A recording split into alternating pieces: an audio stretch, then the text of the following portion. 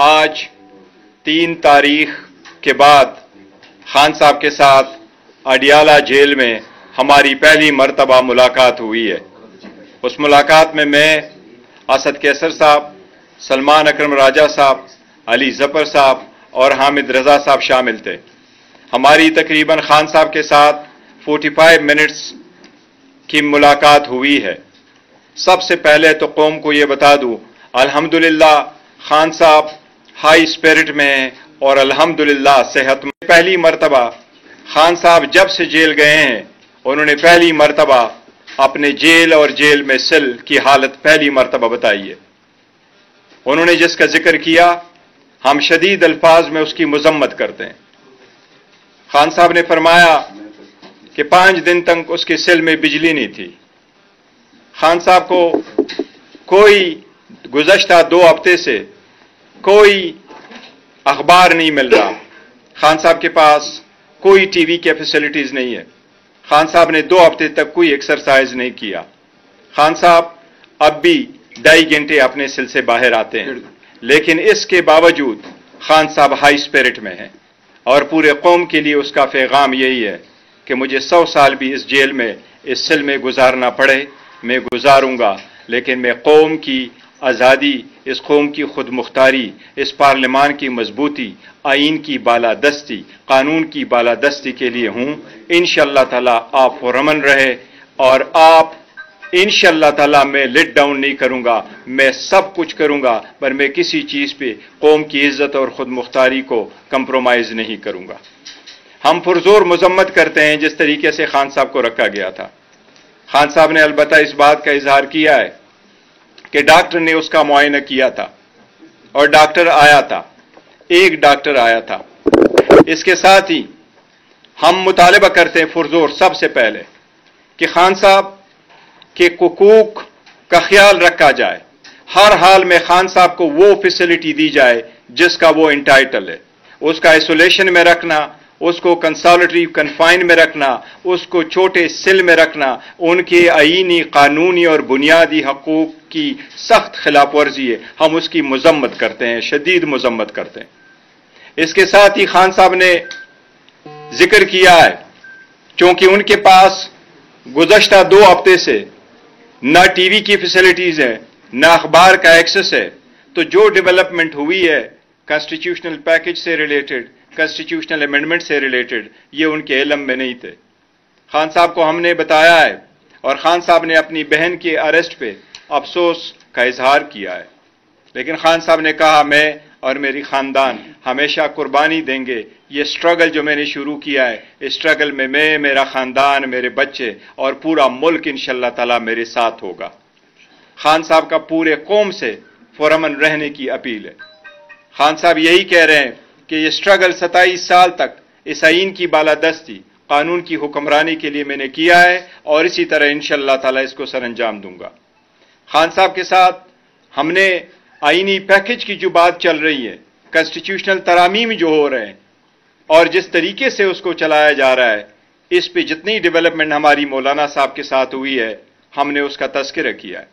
خان صاحب نے ہماری مولانا صاحب کے ساتھ جو گفت و شنید چلی ہے، جو پیکج اور جو ہم ان کے ساتھ بات چیت کر کے جس ڈراپ کے مسودے کی طرف جا رہے تھے، خان صاحب نے اس کو پازیٹیو انداز میں لیا ہے، اور ہمارے اور مولانا صاحب کے انگیجمنٹ کو اپریشیٹ کیا ہے۔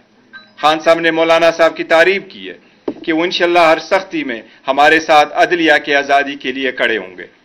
چونکہ خان صاحب 2 ہفتوں سے ان سے سب سے لا علم تھے، اور ہماری ملاقات صرف 45 منٹ رہی ہے، اور اس میں سب سے پہلے خان صاحب نے 15-20 منٹ اپنی حالت بتائی ہے۔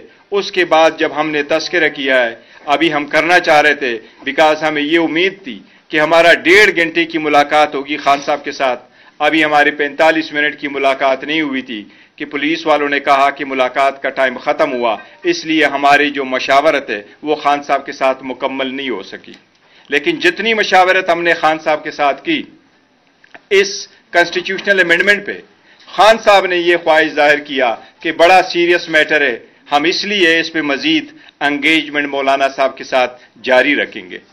خان صاحب نے 4 نام بتائے ہیں: عمر ایوب صاحب جو لیڈر آف دا اپوزیشن ہے قومی اسمبلی میں، شبلی فراز صاحب جو لیڈر آف دا اپوزیشن ہے ہمارے سینٹ میں، احمد بچر صاحب جو ہمارے لیڈر آف دا اپوزیشن ہے پنجاب اسمبلی میں، اور علی امین گنڈافور صاحب جو ہمارے وزیر اعلیٰ ہے KPK کے، وہ کہہ رہے ہیں کہ میرے ساتھ زیادہ مشاورت کے لیے یہ چاروں بھی آئیں، کیونکہ ہم چاہتے ہیں کہ براڈر کنسنسس کے ساتھ میں اپنا اوپینین فارم کروں اور فردر ڈائریکشن دوں۔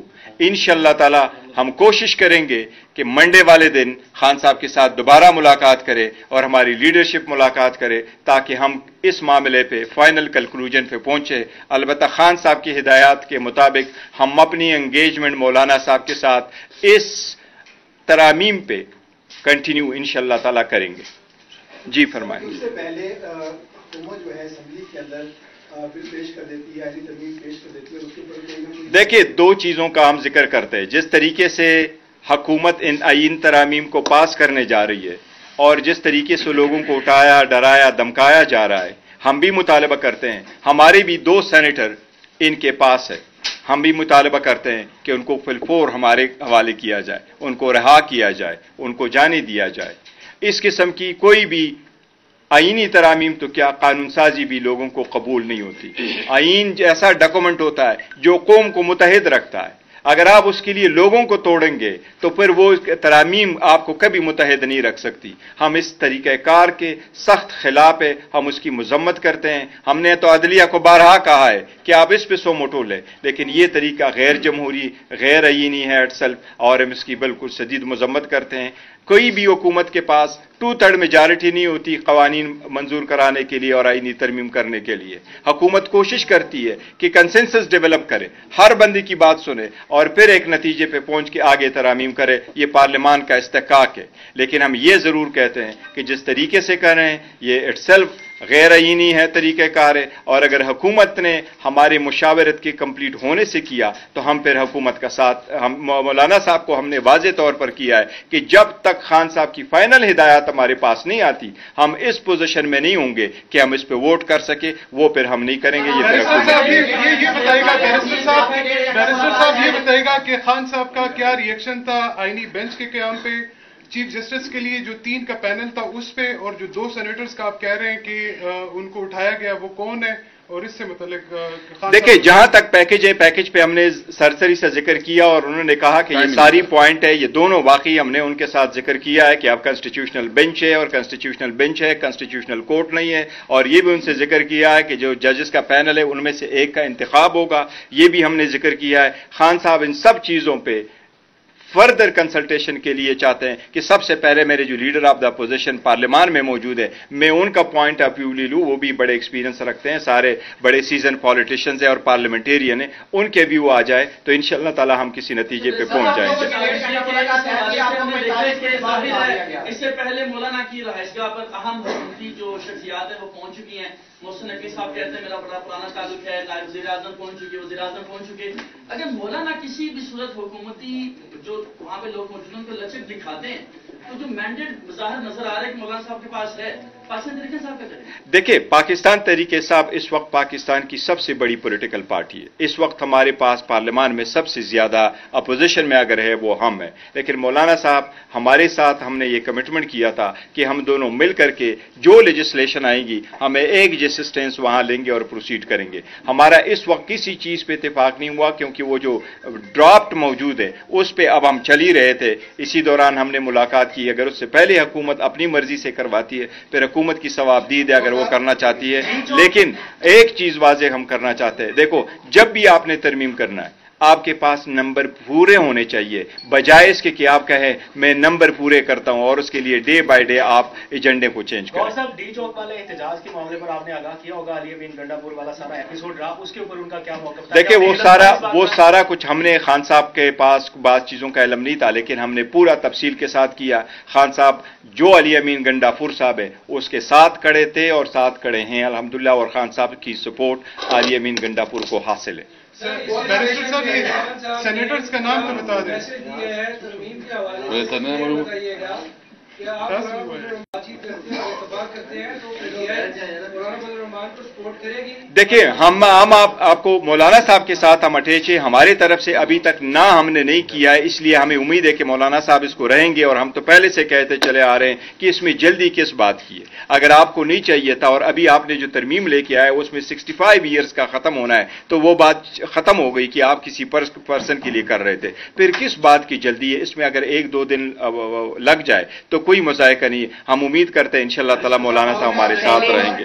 रावलपिंडी में पाकिस्तान के मुख्तलिफ शहरों में एहतजाज की कहा थी, लेकिन पिंडी इस्लामाबाद में सिंगल कारकुन भी नहीं निकला, आपका क्या वजह? नहीं हमारे कारकुन इंशाअल्लाह ताला नहीं, वो हमारे कारकुन करेंगे इंशाअल्लाह ताला। और जब एक मिनट मैं सिर्फ एक बात करना चाहता हूँ जी। देखें बैरिस्टर साहब ने बहुत डिटेल में बात की है, मैं सिर्फ इतना कहना चाहता हूँ कि देखिए ये जो लेजिस्लेशन है, ये जो कानून साजी कर रहे हैं, अमेंडमेंट ला रहे हैं, क्या पाकिस्तान की तारीख में इस किस्म का लेजिस्लेशन हुआ है कि लोगों की ख़वातीन को, बच्चों को जिस तरह डरा धमका के बेइज्जत करके इस तरह कानून साजी होती है? हम किसी तौर पर इसकी, और खासकर फिर जो ना अगवा बराए तावान और जिस तरह लालच दी जा रही है, इस पूरी प्रोसेस की हम मुखालिफ है, उसकी हम शदीद मजम्मत करते हैं। और बाकी बैरिस्टर साहब ने कहा, लेकिन एक मैं उन लोगों को, अगर किसी भी पार्लियामेंटेरियन ने सोच दिया, इस वक्त तो हमें उम्मीद है इंशाअल्लाह ताला जो कहे 2 सेनेटर्स के बारे में हमें है प्रॉब्लम, लेकिन बाकी हमें उम्मीद है कि इंशाअल्लाह कोई पार्लियामेंटेरियन जो है ना पीटीआई का वो टूटेगा नहीं। अगर कोई जाएगा तो इसका मतलब यह है कि वो पाकिस्तान की आवाम के साथ और इमरान खान के साथ गद्दारी करेगा। Last question. जी मौलाना साहब से इस हवाले से मुलाकात होगी है, क्योंकि आपने अडियाला के बाहर बातचीत की थी, आपने कहा देखें जो हम अडियाला मुलाकात हो गए तो हमने ये प्रेस कॉन्फ्रेंस नहीं बुलानी थी, हमने बात उधर ही करनी थी, लेकिन वहां फैसिलिटीज अवेलेबल नहीं थी। वो जिस तरीके से था वो लोड को ब्लॉक कर दिया गया था, जो कि ब्लॉक किया था। तो उसके बाद अब हम मौलाना साहब की तरफ जाएंगे। Thank you.